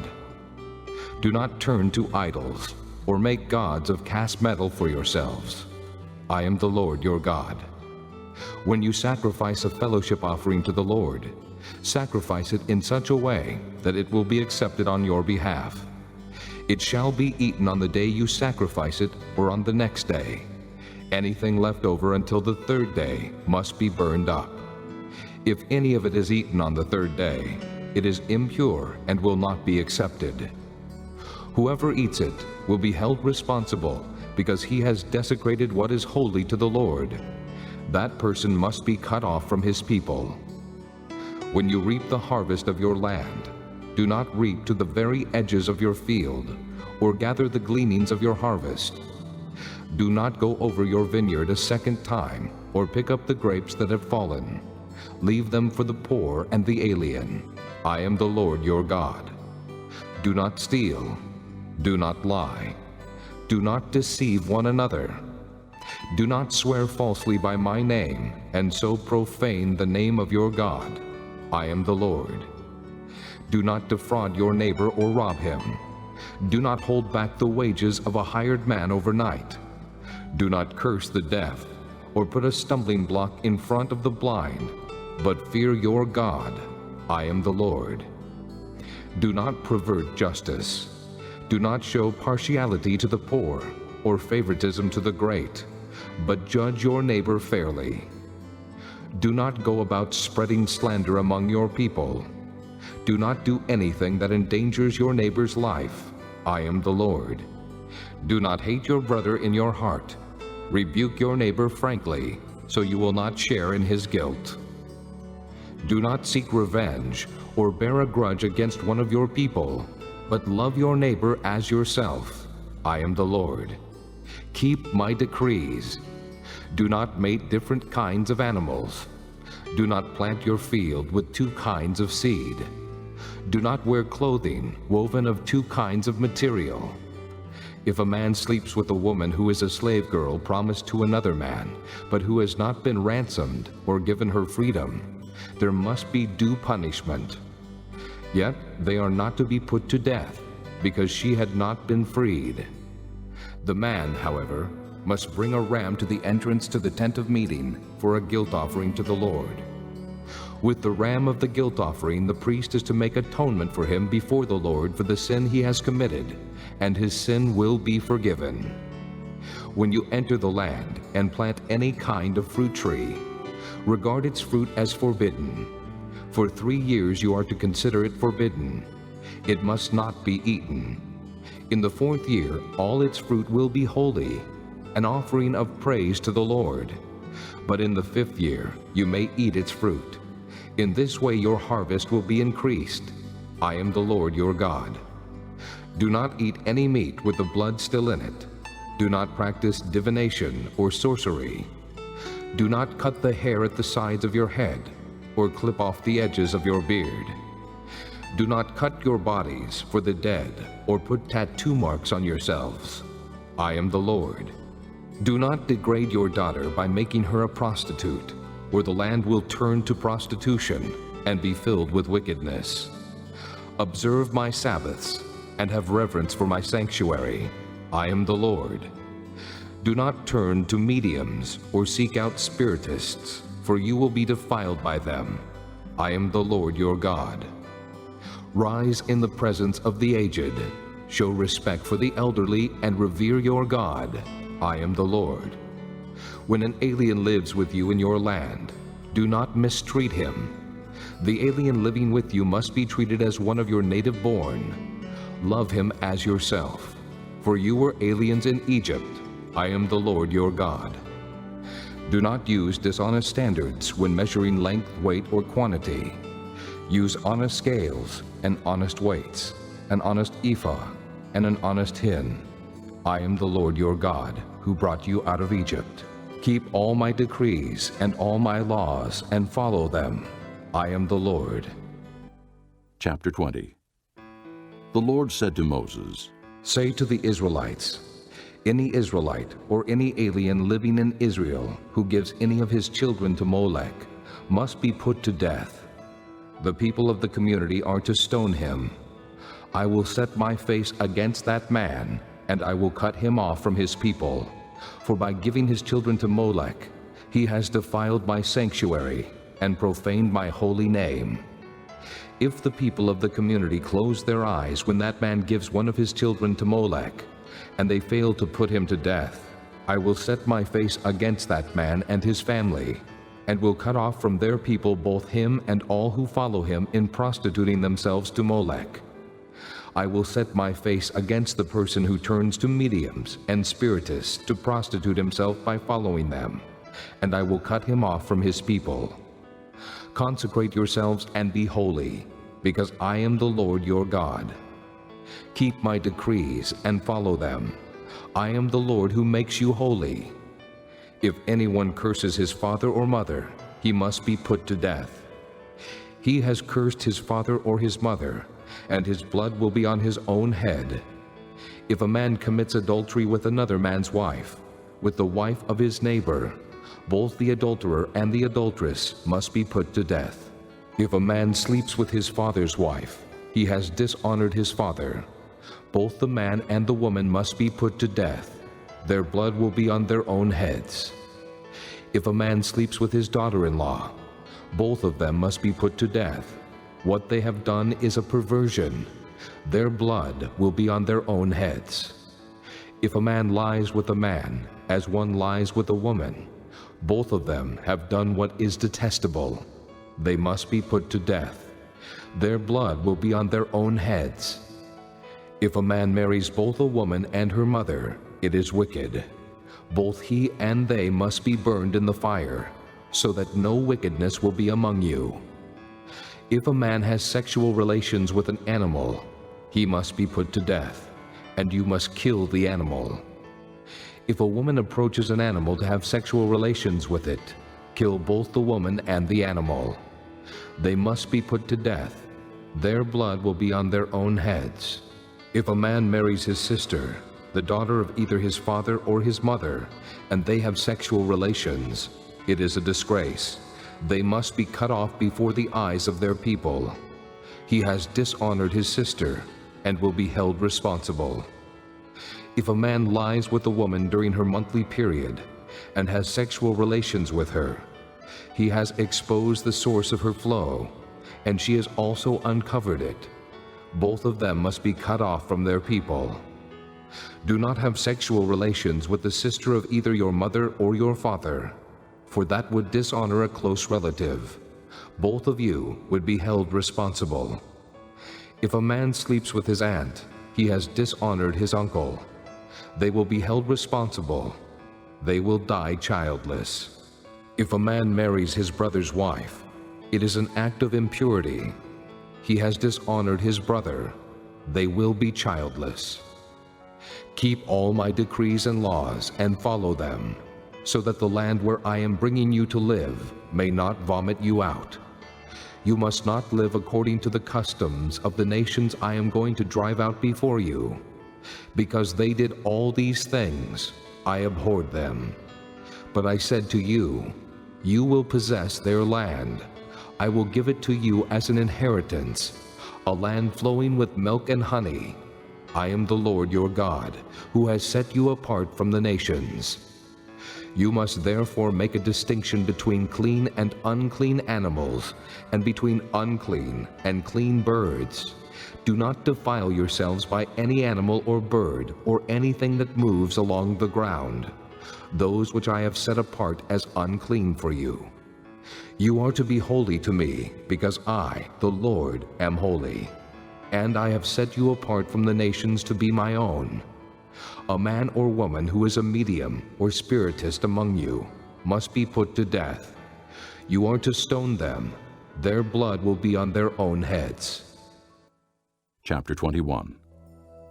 The Lord said to Moses, Speak to the priests, the sons of Aaron, and say to them, a priest must not make himself ceremonially unclean for any of his people who die, except for a close relative, such as his mother or father, his son or daughter, his brother, or an unmarried sister, who is dependent on him since she has no husband. For her he may make himself unclean. He must not make himself unclean for people related to him by marriage, and so defile himself. Priests must not shave their heads, or shave off the edges of their beards, or cut their bodies. They must be holy to their God, and must not profane the name of their God, because they present the offerings made to the Lord by fire, the food of their God. They are to be holy. They must not marry women defiled by prostitution or divorced from their husbands, because priests are holy to their God. Regard them as holy, because they offer up the food of your God. Consider them holy, because I, the Lord, am holy, I who make you holy. If a priest's daughter defiles herself by becoming a prostitute, she disgraces her father. She must be burned in the fire. The high priest, the one among his brothers, who has had the anointing oil poured on his head, and who has been ordained to wear the priestly garments, must not let his hair become unkempt or tear his clothes. He must not enter a place where there is a dead body. He must not make himself unclean, even for his father or mother, nor leave the sanctuary of his God or desecrate it, because he has been dedicated by the anointing oil of his God. I am the Lord. The woman he marries must be a virgin. He must not marry a widow, a divorced woman, or a woman defiled by prostitution, but only a virgin from his own people.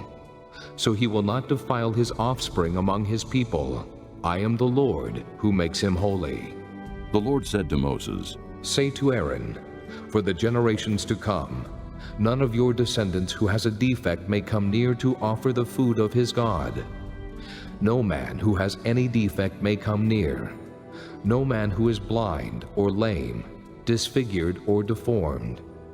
No man with a crippled foot or hand, or who is hunchbacked or dwarfed, or who has any eye defect, or who has festering or running sores or damaged testicles. No descendant of Aaron the priest who has any defect is to come near to present the offerings made to the Lord by fire. He has a defect. He must not come near to offer the food of his God. He may eat the most holy food of his God, as well as the holy food. Yet because of his defect, he must not go near the curtain or approach the altar, and so desecrate my sanctuary. I am the Lord who makes them holy. So Moses told this to Aaron and his sons, and to all the Israelites. Chapter 22. The Lord said to Moses, Tell Aaron and his sons to treat with respect the sacred offerings the Israelites consecrate to me, so they will not profane my holy name. I am the Lord. Say to them, for the generations to come, if any of your descendants is ceremonially unclean, and yet comes near the sacred offerings that the Israelites consecrate to the Lord, that person must be cut off from my presence. I am the Lord. If a descendant of Aaron has an infectious skin disease or a bodily discharge, he may not eat the sacred offerings until he is cleansed. He will also be unclean if he touches something defiled by a corpse, or by anyone who has an emission of semen, or if he touches any crawling thing that makes him unclean, or any person who makes him unclean, whatever the uncleanness may be. The one who touches any such thing will be unclean till evening. He must not eat any of the sacred offerings unless he has bathed himself with water. When the sun goes down, he will be clean, and after that he may eat the sacred offerings, for they are his food. He must not eat anything found dead or torn by wild animals, and so become unclean through it. I am the Lord. The priests are to keep my requirements so that they do not become guilty and die for treating them with contempt. I am the Lord who makes them holy. No one outside a priest's family may eat the sacred offering, nor may the guest of a priest or his hired worker eat it. But if a priest buys a slave with money, or if a slave is born in his household, that slave may eat his food. If a priest's daughter marries anyone other than a priest, she may not eat any of the sacred contributions. But if a priest's daughter becomes a widow or is divorced, yet has no children, and she returns to live in her father's house as in her youth, she may eat of her father's food. No unauthorized person, however, may eat any of it. If anyone eats a sacred offering by mistake, he must make restitution to the priest for the offering and add a fifth of the value to it. The priests must not desecrate the sacred offerings the Israelites present to the Lord by allowing them to eat the sacred offerings, and so bring upon them guilt requiring payment. I am the Lord who makes them holy. The Lord said to Moses, Speak to Aaron and his sons and to all the Israelites, and say to them, If any of you, either an Israelite or an alien living in Israel, presents a gift for a burnt offering to the Lord, either to fulfill a vow or as a free will offering, you must present a male without defect from the cattle, sheep, or goats, in order that it may be accepted on your behalf. Do not bring anything with a defect, because it will not be accepted on your behalf. When anyone brings from the herd or flock a fellowship offering to the Lord to fulfill a special vow, or as a free will offering, it must be without defect or blemish to be acceptable. Do not offer to the Lord the blind, the injured, or the maimed, or anything with warts, or festering or running sores. Do not place any of these on the altar as an offering made to the Lord by fire. You may, however, present as a free will offering an ox or a sheep that is deformed or stunted, but it will not be accepted in fulfillment of a vow. You must not offer to the Lord an animal whose testicles are bruised, crushed, torn, or cut. You must not do this in your own land, and you must not accept such animals from the hand of a foreigner and offer them as the food of your God. They will not be accepted on your behalf, because they are deformed and have defects. The Lord said to Moses, When a calf, a lamb, or a goat is born, it is to remain with its mother for 7 days. From the 8th day on, it will be acceptable as an offering made to the Lord by fire. Do not slaughter a cow or a sheep and its young on the same day. When you sacrifice a thank offering to the Lord, sacrifice it in such a way that it will be accepted on your behalf. It must be eaten that same day. Leave none of it till morning. I am the Lord. Keep my commands and follow them. I am the Lord. Do not profane my holy name. I must be acknowledged as holy by the Israelites. I am the Lord, who makes you holy and who brought you out of Egypt to be your God. I am the Lord. Chapter 23. The Lord said to Moses, Speak to the Israelites and say to them, These are my appointed feasts, the appointed feasts of the Lord, which you are to proclaim as sacred assemblies. There are 6 days when you may work, but the 7th day is a Sabbath of rest, a day of sacred assembly. You are not to do any work. Wherever you live, it is a Sabbath to the Lord. These are the Lord's appointed feasts, the sacred assemblies you are to proclaim at their appointed times. The Lord's Passover begins at twilight on the 14th day of the first month. On the 15th day of that month, the Lord's feast of unleavened bread begins. For 7 days, you must eat bread made without yeast. On the first day, hold a sacred assembly and do no regular work. For 7 days present an offering made to the Lord by fire. And on the 7th day, hold a sacred assembly and do no regular work. The Lord said to Moses, Speak to the Israelites and say to them, When you enter the land I am going to give you, and you reap its harvest, bring to the priest a sheaf of the first grain you harvest. He is to wave the sheaf before the Lord, so it will be accepted on your behalf. The priest is to wave it on the day after the Sabbath. On the day you wave the sheaf, you must sacrifice as a burnt offering to the Lord a lamb a year old without defect, together with its grain offering of 2/10 of an ephah of fine flour mixed with oil, an offering made to the Lord by fire, a pleasing aroma, and its drink offering of 1/4 of a hin of wine. You must not eat any bread, or roasted or new grain, until the very day you bring this offering to your God. This is to be a lasting ordinance for the generations to come wherever you live. From the day after the Sabbath, the day you brought the sheaf of the wave offering, count off 7 full weeks. Count off 50 days up to the day after the 7th Sabbath, and then present an offering of new grain to the Lord.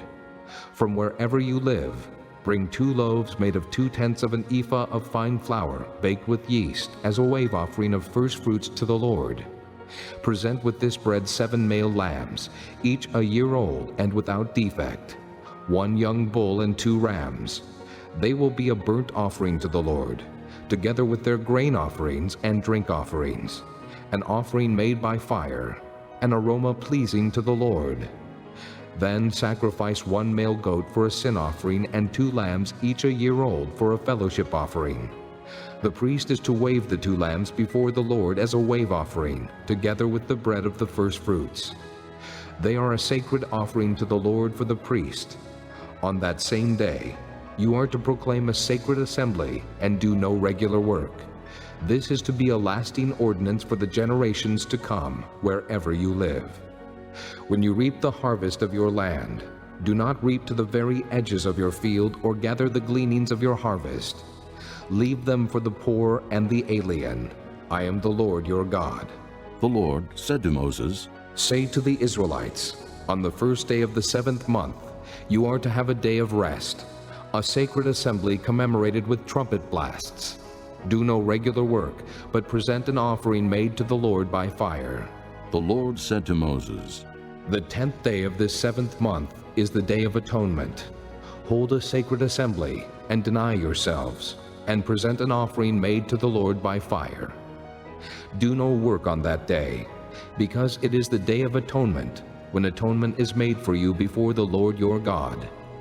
Anyone who does not deny himself on that day must be cut off from his people. I will destroy from among his people anyone who does any work on that day. You shall do no work at all. This is to be a lasting ordinance for the generations to come wherever you live. It is a Sabbath of rest for you, and you must deny yourselves. From the evening of the 9th day of the month until the following evening, you are to observe your Sabbath. The Lord said to Moses, Say to the Israelites, on the 15th day of the 7th month, the Lord's Feast of Tabernacles begins, and it lasts for 7 days. The first day is a sacred assembly. Do no regular work. For 7 days present offerings made to the Lord by fire, and on the 8th day hold a sacred assembly and present an offering made to the Lord by fire. It is the closing assembly. Do no regular work. These are the Lord's appointed feasts, which you are to proclaim as sacred assemblies for bringing offerings made to the Lord by fire, the burnt offerings and grain offerings, sacrifices and drink offerings required for each day. These offerings are in addition to those for the Lord's Sabbaths, and in addition to your gifts, and whatever you have vowed, and all the freewill offerings you give to the Lord. So beginning with the 15th day of the 7th month, after you have gathered the crops of the land, celebrate the festival to the Lord for 7 days. The first day is a day of rest, and the 8th day also is a day of rest. On the first day, you are to take choice fruit from the trees, and palm fronds, leafy branches, and poplars, and rejoice before the Lord your God for 7 days. Celebrate this as a festival to the Lord for 7 days each year. This is to be a lasting ordinance for the generations to come. Celebrate it in the 7th month. Live in booths for 7 days. All native-born Israelites are to live in booths. So your descendants will know that I had the Israelites live in booths when I brought them out of Egypt. I am the Lord your God. So Moses announced to the Israelites the appointed feasts of the Lord.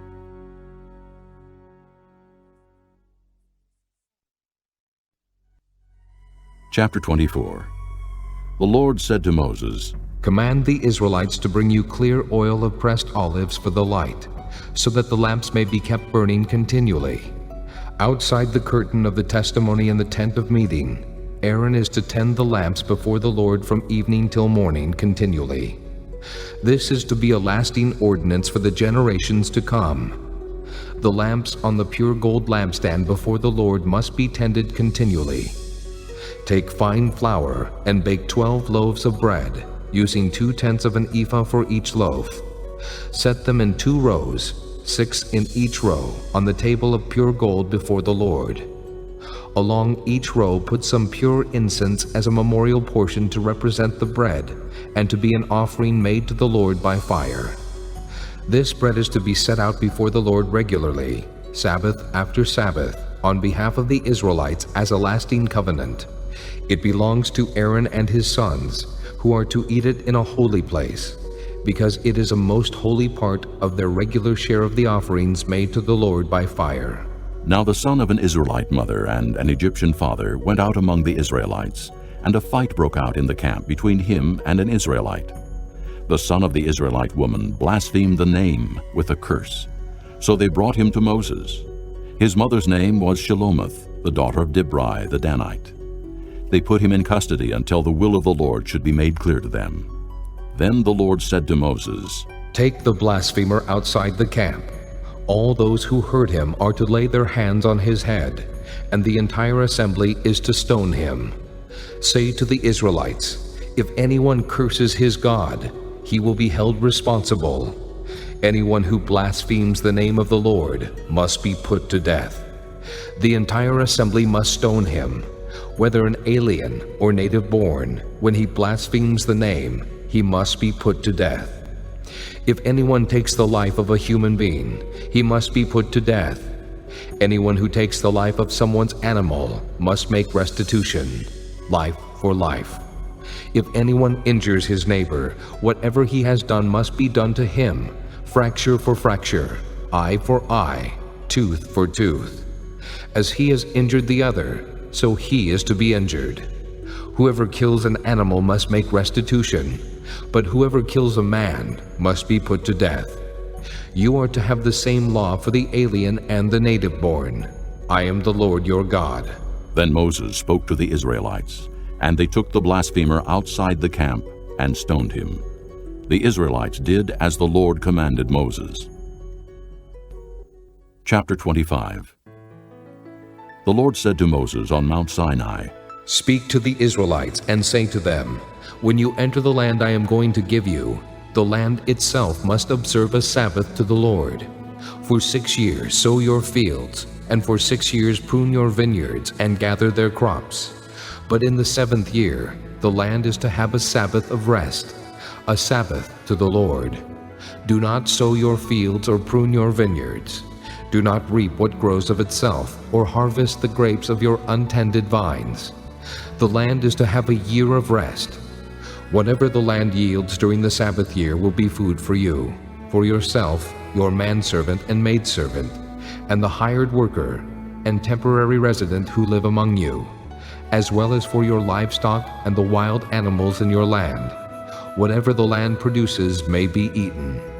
Count off 7 Sabbaths of years, 7 times 7 years, so that the 7 Sabbaths of years amount to a period of 49 years. Then have the trumpet sounded everywhere on the 10th day of the 7th month. On the Day of Atonement sound the trumpet throughout your land. Consecrate the 50th year, and proclaim liberty throughout the land to all its inhabitants. It shall be a jubilee for you. Each one of you is to return to his family property, and each to his own clan. The 50th year shall be a jubilee for you. Do not sow, and do not reap what grows of itself, or harvest the untended vines. For it is a jubilee, and is to be holy for you. Eat only what is taken directly from the fields. In this year of Jubilee, everyone is to return to his own property. If you sell land to one of your countrymen, or buy any from him, do not take advantage of each other. You are to buy from your countryman on the basis of the number of years since the Jubilee, and he is to sell to you on the basis of the number of years left for harvesting crops. When the years are many, you are to increase the price, and when the years are few, you are to decrease the price, because what he is really selling you is the number of crops. Do not take advantage of each other, but fear your God. I am the Lord your God. Follow my decrees and be careful to obey my laws, and you will live safely in the land. Then the land will yield its fruit, and you will eat your fill and live there in safety. You may ask, what will we eat in the 7th year if we do not plant or harvest our crops? I will send you such a blessing in the 6th year that the land will yield enough for 3 years. While you plant during the 8th year, you will eat from the old crop and will continue to eat from it until the harvest of the 9th year comes in. The land must not be sold permanently, because the land is mine, and you are but aliens and my tenants. Throughout the country that you hold as a possession, you must provide for the redemption of the land. If one of your countrymen becomes poor and sells some of his property, his nearest relative is to come and redeem what his countryman has sold.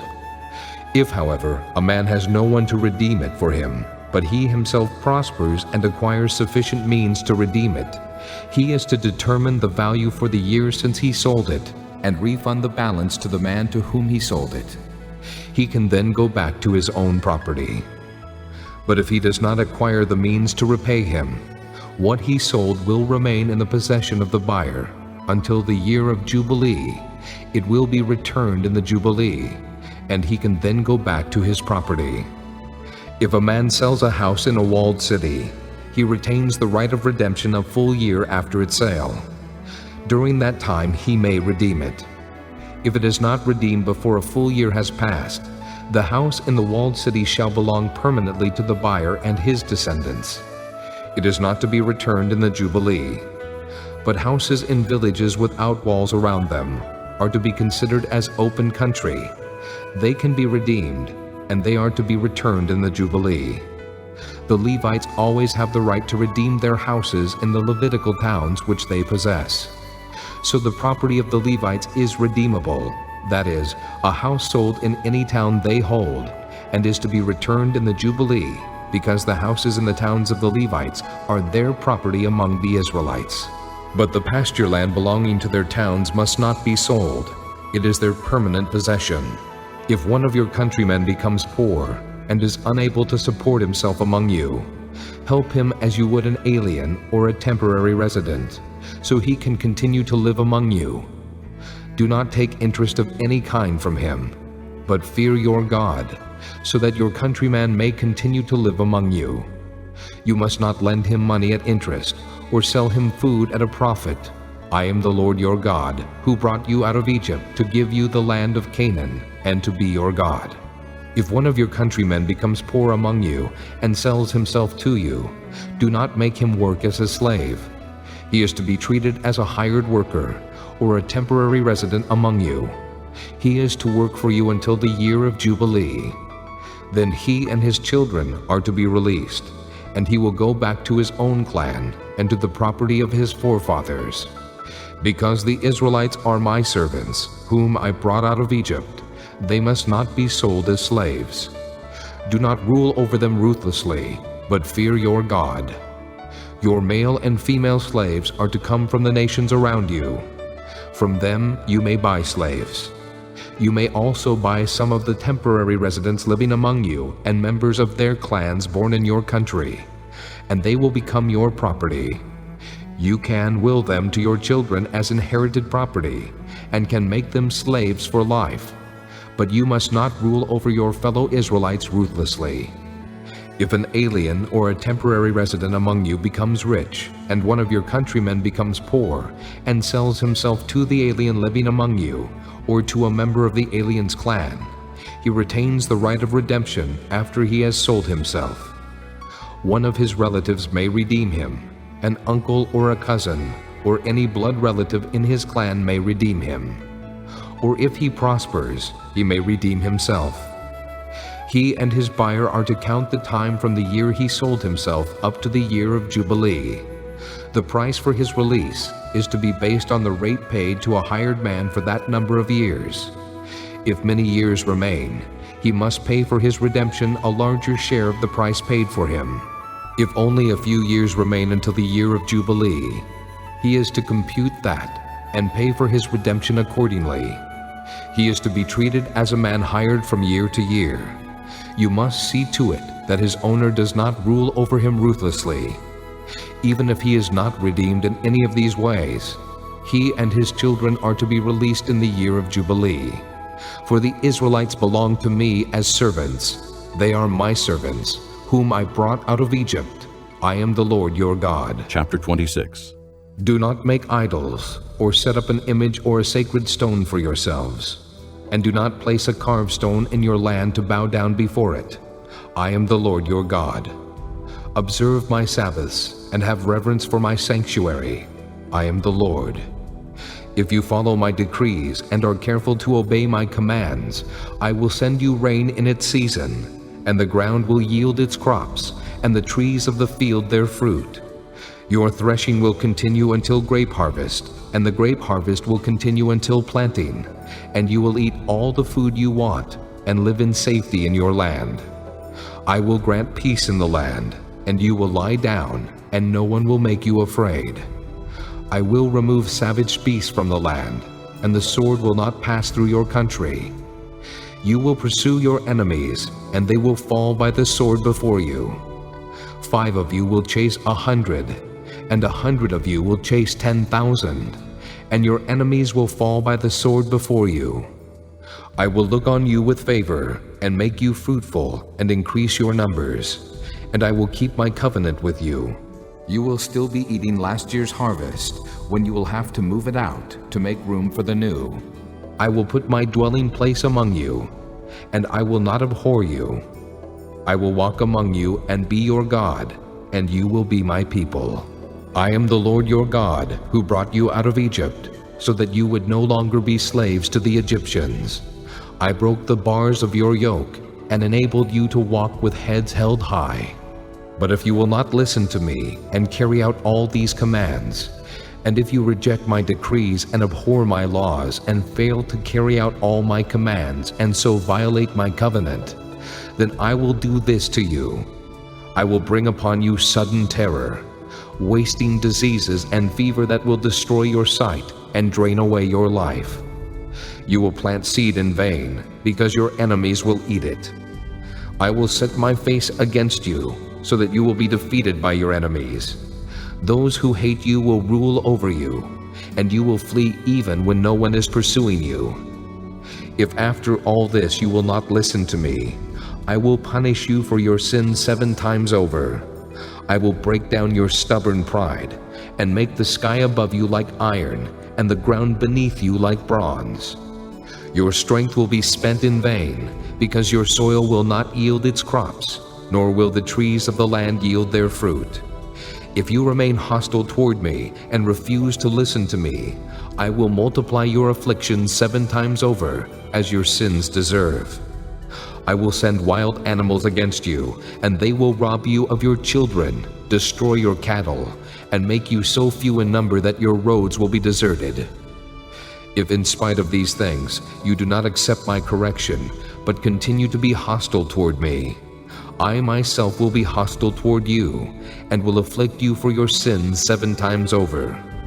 And I will bring the sword upon you to avenge the breaking of the covenant. When you withdraw into your cities, I will send a plague among you, and you will be given into enemy hands.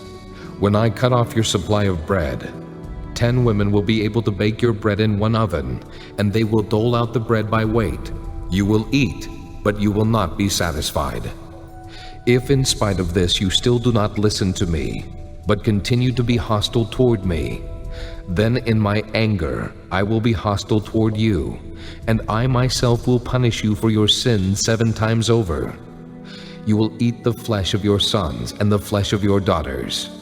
I will destroy your high places, cut down your incense altars, and pile your dead bodies on the lifeless forms of your idols, and I will abhor you. I will turn your cities into ruins and lay waste your sanctuaries, and I will take no delight in the pleasing aroma of your offerings. I will lay waste the land so that your enemies who live there will be appalled.